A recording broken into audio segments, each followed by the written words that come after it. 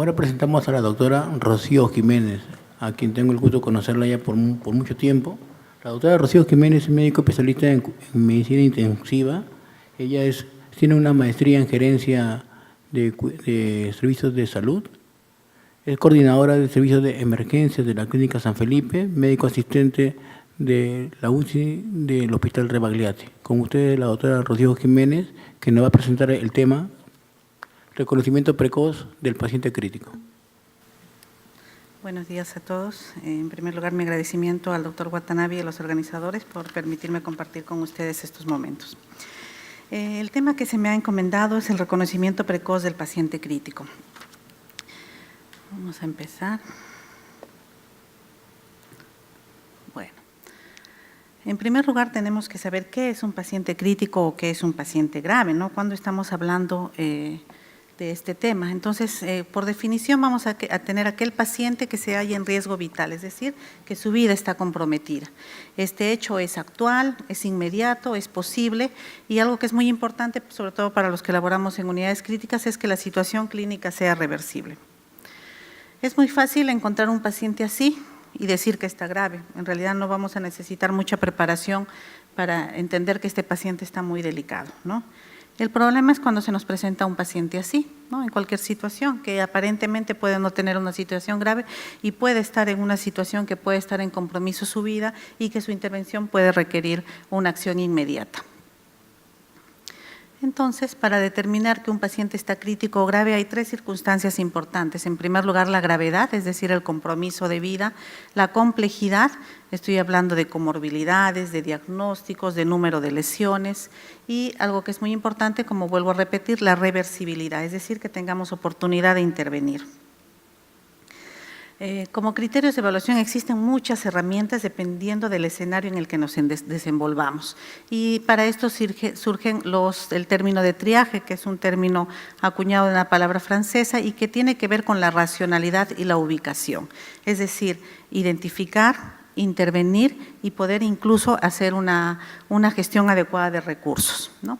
Se requieren tres condiciones: que haya recursos disponibles según las necesidades de los pacientes, que el personal encargado de triaje, además de tener un sistema establecido de clasificación, utilice el juicio clínico que se establece con la relación con el paciente y que el personal encargado de triaje, además de poder identificar un paciente grave, sepa qué tiene que hacer, es decir, tenga un plan de acción sistematizado para la atención de los pacientes.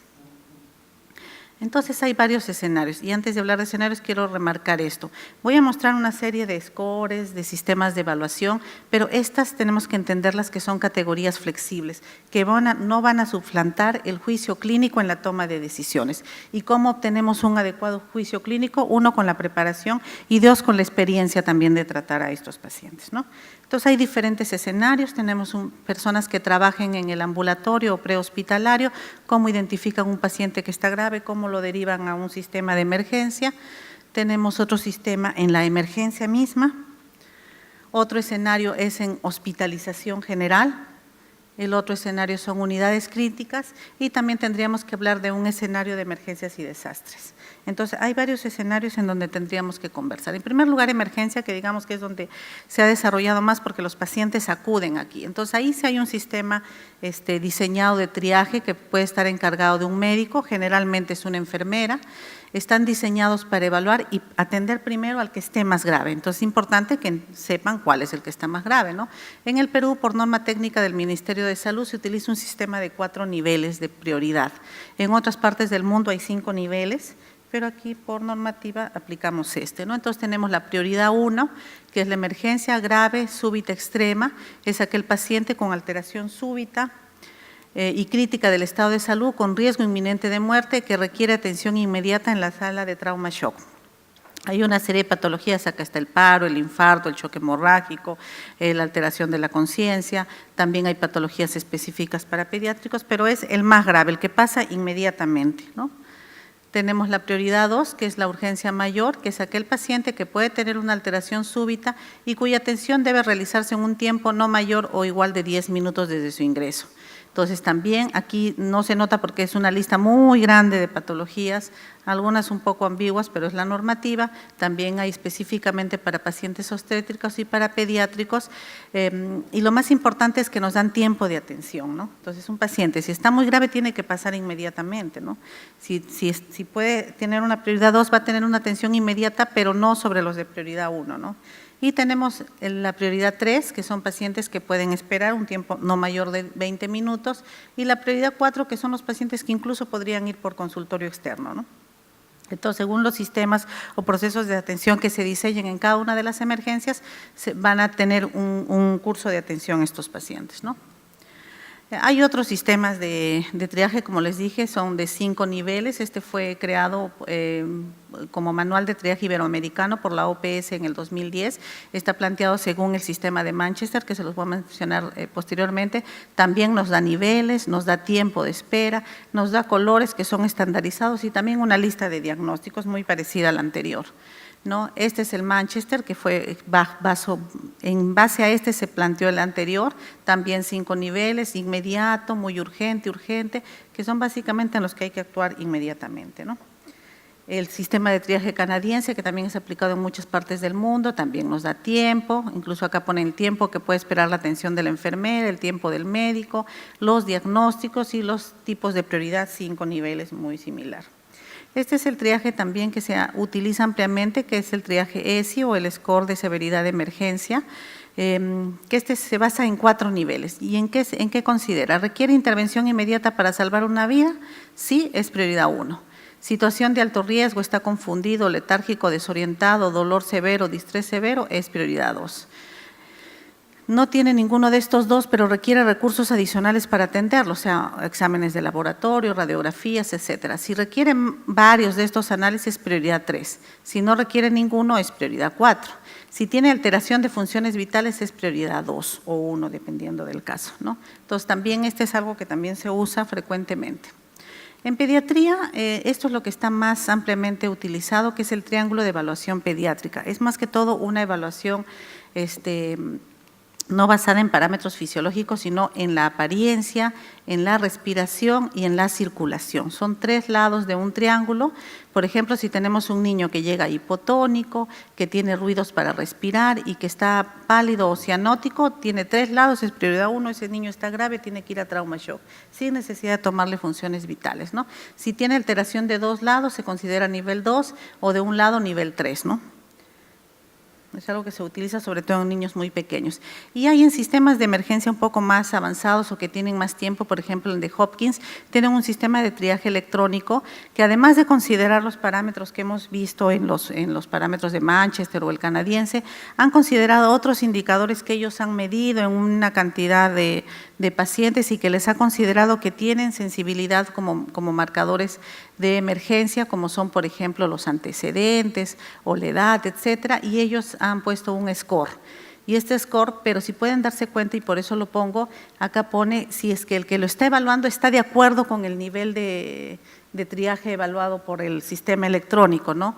Si no está de acuerdo, él lo puede corregir. Entonces vamos a lo mismo, estos son marcadores flexibles, son herramientas flexibles, el juicio clínico siempre va a estar presente, ¿no?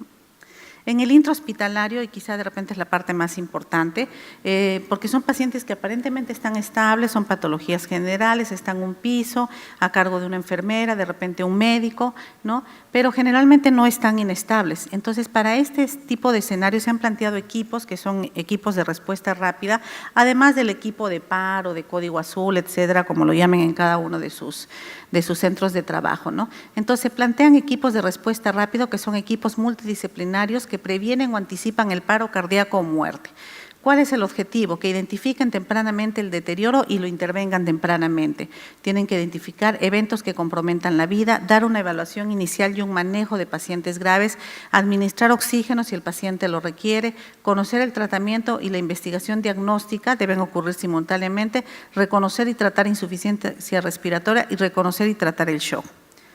Entonces, generalmente son, por ejemplo, médicos generales o médicos hospitalarios que están a cargo de un piso, tienen que conocer esta serie de criterios de activación para poder llamar a un nivel de mayor resolución, como son a los intensivistas o a los emergencistas, etcétera, ¿no? Entonces, ¿qué tienen que detectar? Cambios fisiológicos agudos, como cambios de la frecuencia cardíaca, menos de 40 o más de 130 latidos por minuto, un cambio agudo de la presión sistólica a menos de 90 milímetros de mercurio, cambio agudo de la diuresis, menos de 50 en 4 horas, cambio agudo de la frecuencia respiratoria, menos de 8 o más de 30 respiraciones por minuto, un cambio en la oximetría de pulso a menos de 90 pese a la administración de oxígeno, cambio agudo del estado de conciencia y un deterioro cualitativo del estado clínico. Incluso acá consideran cuando el mismo familiar les comenta y les dice, no lo veo bien a mi papá, a mi hermano, a mi esposo, etcétera, ¿no? Entonces, esa impresión también es importante.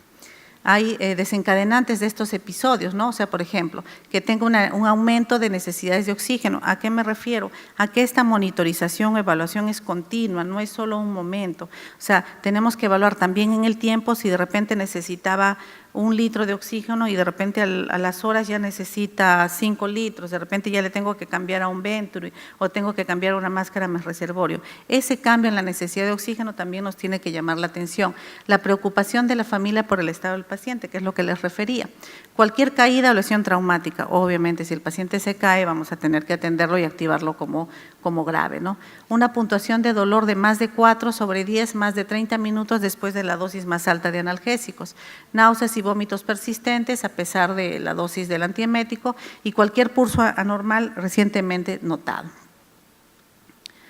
Criterios de activación según los órganos en la vía aérea, si hay dificultad respiratoria o posibles problemas de la vía aérea, la respiración también, si es que aumenta la frecuencia respiratoria, cae la saturación de oxígeno o tiene dificultades para hablar, en la circulación si cae la presión arterial, la frecuencia cardíaca se aumenta, en neurológico cualquier cambio en el estado de sensorio, nueva excitación psicomotriz o delirio o convulsiones y otros, preocupación por el paciente, dolor que no se puede calmar, falta de respuesta al tratamiento, imposibilidad de recibir respuesta rápida. Entonces, basados en todos estos parámetros, se han planteado una serie de scores de respuesta rápida o de detección temprana de deterioro, y uno de los más conocidos es el NIOS. Este NIOS se basa en parámetros fisiológicos, como pueden ver, frecuencia respiratoria, saturación de oxígeno, suplemento de oxígeno, temperatura, presión sistólica, frecuencia cardíaca y nivel de conciencia. Y además de usarse para activación temprana de deterioro, también se está usando en los triajes de emergencia, también se está usando en la detección temprana de los pacientes con sepsis, es decir, incluso también en gestión de camas para determinar si el paciente debe ir o no a una unidad de más cuidado como es la unidad crítica, ¿no? Entonces, es uno de los más utilizados actualmente. Bajo este concepto del NIOS, tenemos el MIUS, que es el modificado del NIOS, tenemos un pediátrico, también según apariencia y funciones vitales, tenemos uno para gestantes, que también tiene parámetros objetivos, ¿no? Y basado en esto es que hay que determinar que cuando un paciente se pone grave en piso, generalmente son 3 causas, ¿no? Hipoxemia, hipotensión o alteración del sensorio. Si es hipoxemia, y aquí vamos a lo que nos han enseñado todos, ¿no? Si es un paciente grave, ¿qué hago? El ABC, ¿no? Entonces, vía aérea, tengo que estabilizar la vía aérea, está permeable, oxigenoterapia si es necesario, si el paciente está hipotenso, fluidoterapia y tratar la causa, si hay alteración del sensorio, investigar la causa y estudio de imágenes. Esto como una primera intervención.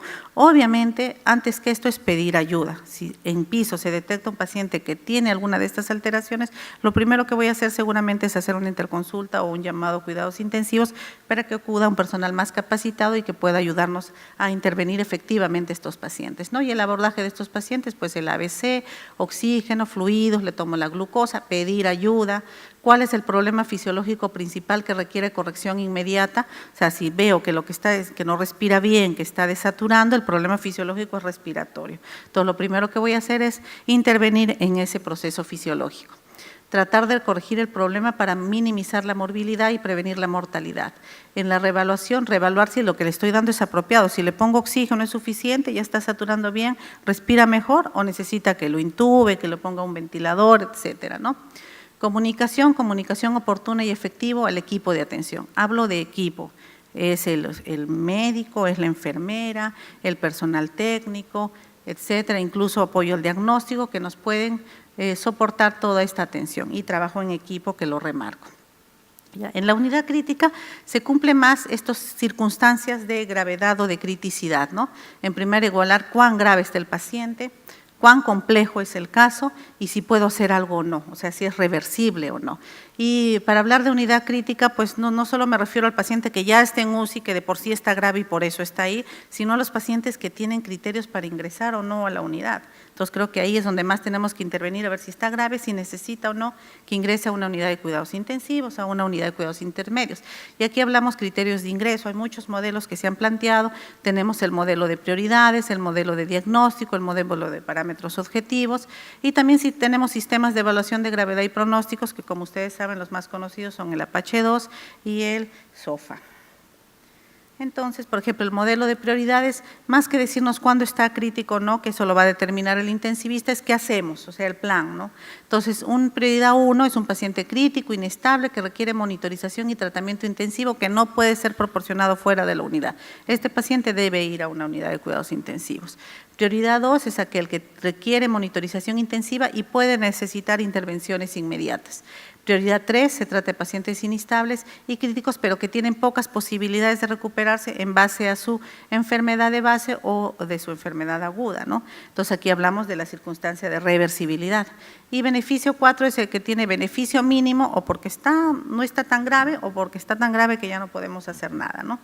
Entonces, son prioridades ampliamente conocidas. También está el modelo diagnóstico, ¿no? Según los sistemas, por ejemplo, un paro cardíaco, un shock cardiogénico, debe ir a una unidad de cuidados intensivos. En el sistema respiratorio, la insuficiencia respiratoria que requiera soporte ventilatorio, en trastornos neurológicos, comas, ACVs, etcétera, intoxicaciones, trastornos gastrointestinales, en la parte endocrina, quirúrgicos, etcétera, shock séptico, sepsis grave, monitorización hemodinamia.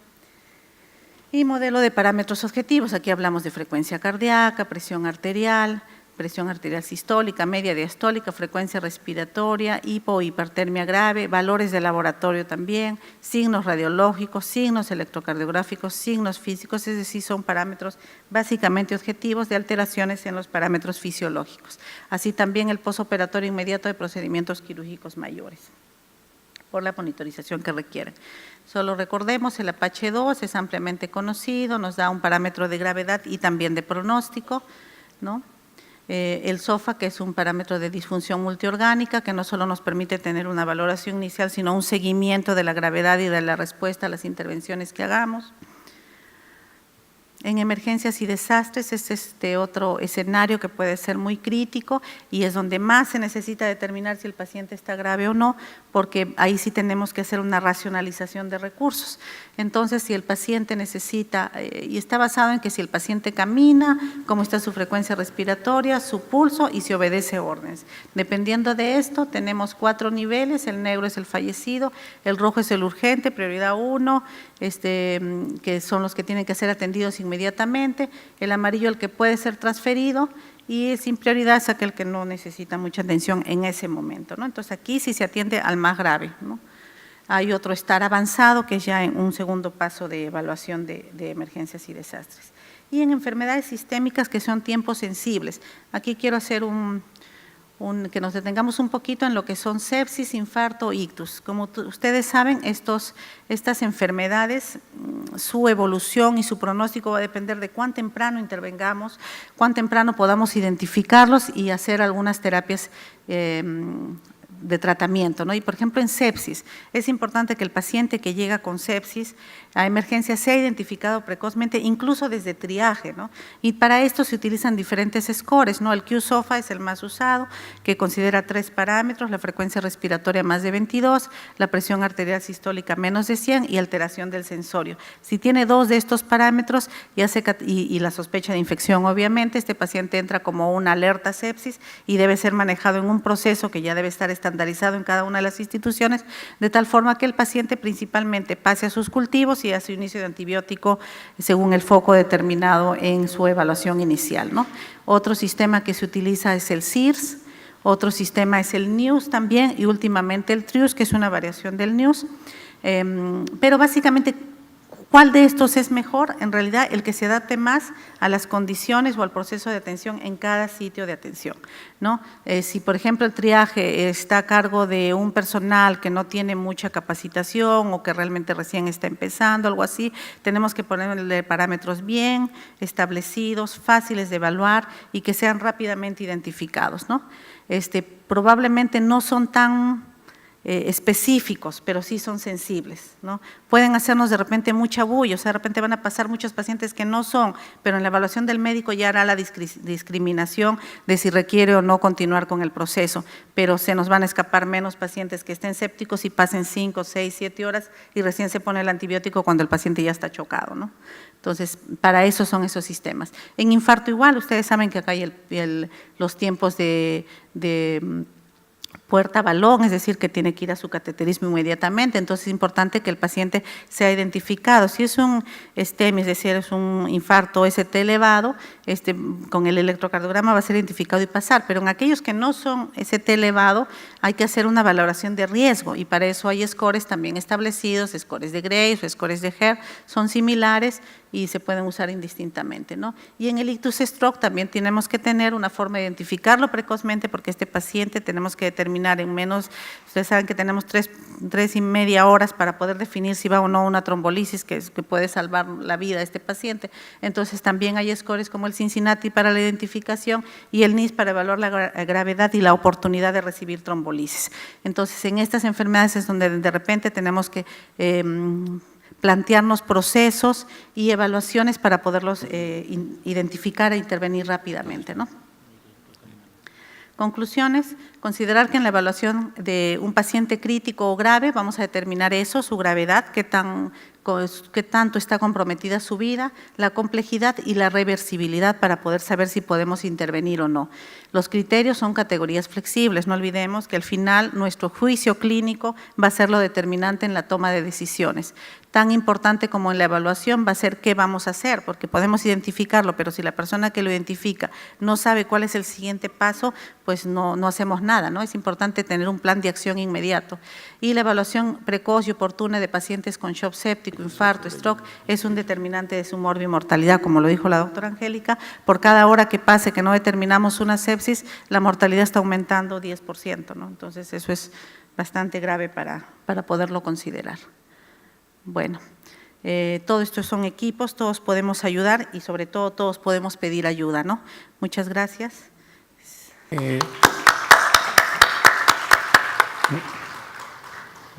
Muchas gracias, doctora Jiménez. Agradeceríamos las preguntas para la doctora Jiménez en este momento. Si tiene una urgencia va a tener que retirarse, si fuera tan amable. Desde ya yo tengo una pregunta.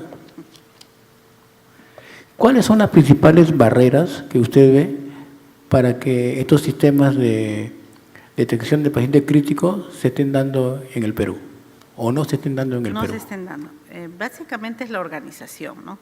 O sea, y la preparación. Otra cosa que he visto, por ejemplo, en los sistemas de emergencia es darle poca importancia al triaje. O sea, en muchos sitios el triaje lo han puesto como una forma de tener un determinante administrativo más que de intervención médica, ¿no? Entonces, generalmente ponen en triaje a una persona que no tiene mucha capacitación, de repente es la enfermera, la nuevecita, la que recién entró, ¿no? Cuando en otros sitios en triaje está la enfermera, la top, la de más experiencia, la que está más tiempo, que puede determinar e incluso puede intervenir inicialmente, ¿no? Entonces, por ejemplo, en los pacientes con infarto, un dolor torácico que no es traumático, la misma enfermera debe decir, este paciente va al EKG y el médico ya va con el EKG, ¿no? No esperar que el médico que pase, que sus funciones vitales están estables, el paciente se queda media hora y de repente sí está con un infarto, ¿no? Igual en shock séptico, o sea, tiene que tener el criterio y por eso he remarcado mucho lo del juicio clínico. Tiene que estar una persona que no solo esté preparada, sino que tenga la experiencia para poder determinarlo, ¿no? Y a nosotros en cuidados intensivos nos ha pasado, ¿no? Muchas veces aparentemente sus funciones vitales están estables, pero no lo vemos bien, ¿no? Entonces es mucho la experiencia de tratar pacientes críticos y que algo pasa. Y también el familiar, por ejemplo, también nos dice, no lo veo bien. Tenemos que hacer caso a esto, ¿no? En el Perú lo que nos falta es organización y darle prioridad a estos procesos, ¿no? A veces es un poco tedioso seguir indicaciones de hay que hacer esto, hay que hacer lo otro, llamar, pero son importantes porque pueden salvar vidas, ¿no? Y existen en otros… perdón. Sí, sigue, doctor.